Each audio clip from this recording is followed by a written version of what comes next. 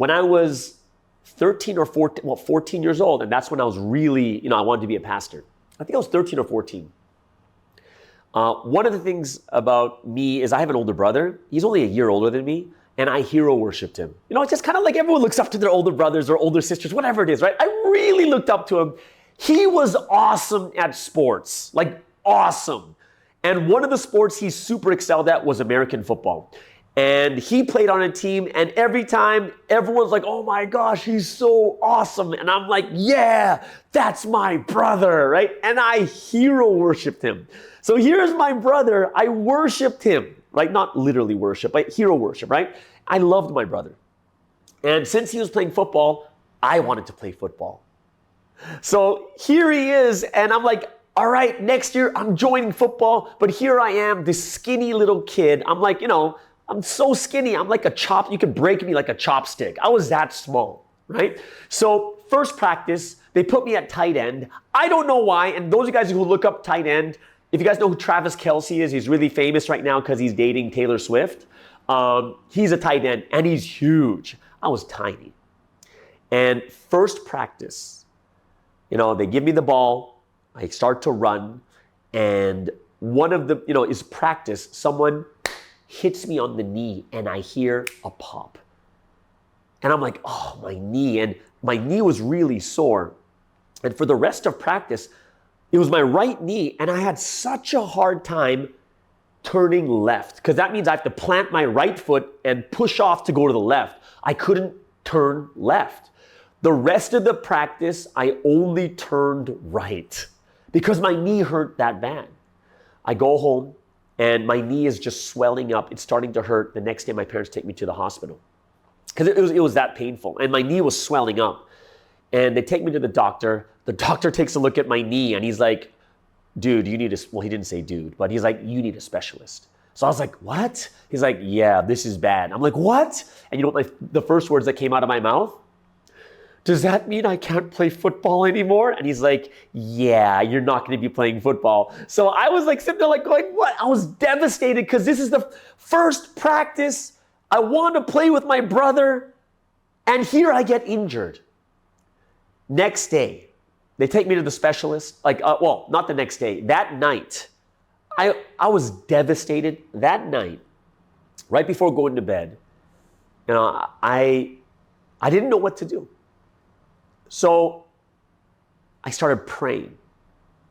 And I didn't just pray. I cried. I think it's probably one of the first times I was that sincere in my prayer and I cried to God.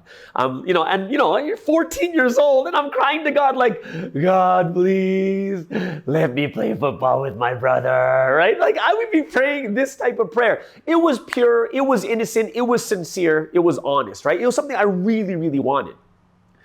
And something happened. All of a sudden, I start shaking. It starts with my leg starts to shake. I'm like, what's going on? Then my entire body starts to shake. I start sweating like crazy, and then I faint. I open my eyes. It's the next morning. I'm like, what just happened? And I get up, and my dad's like, let's go to the hospital. And I was like, what just happened last night? I barely remember anything. We go to the specialist, takes a look at my knee, and he says, what are you doing here? You're fine. And from that point on, I had no problems turning left or right. My knee was healed. And this is one of the first times, 14 years old, when I really felt the power of prayer. I just prayed for myself. And I would say for you guys, one of the things I really realized about prayer is a lot of times people are thinking to themselves that it really matters about the topic, right? Oh, you can't just ask God for this. Oh, you can't be unrealistic. And my honest realization from this experience is, you got to think about, what was I praying for? I just wanted to play with my brother. I'm not doing this for the glory of God. I'm doing it because I want to play football with my brother. But it was honest and it was sincere. And I would say that one of the biggest things that we cannot forget when it comes to your life of prayer is it's not about, will God really listen to this type of prayer? And my advice to everyone else is you pray the prayer. Be honest with God, right? Be really honest with God.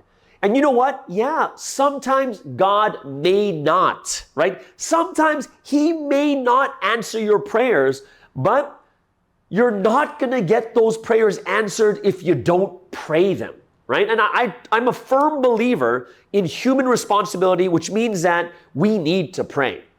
And one of the things that I look at is if you don't pray about it and God gives it to you, how do you know it's God? Do you know what I mean? How would you know it's God if you don't pray and you just gain something that you want? But what if you sit down and you pray sincerely, devoted, God, I really need this, and then you get it? What happens? You know absolutely that it was God.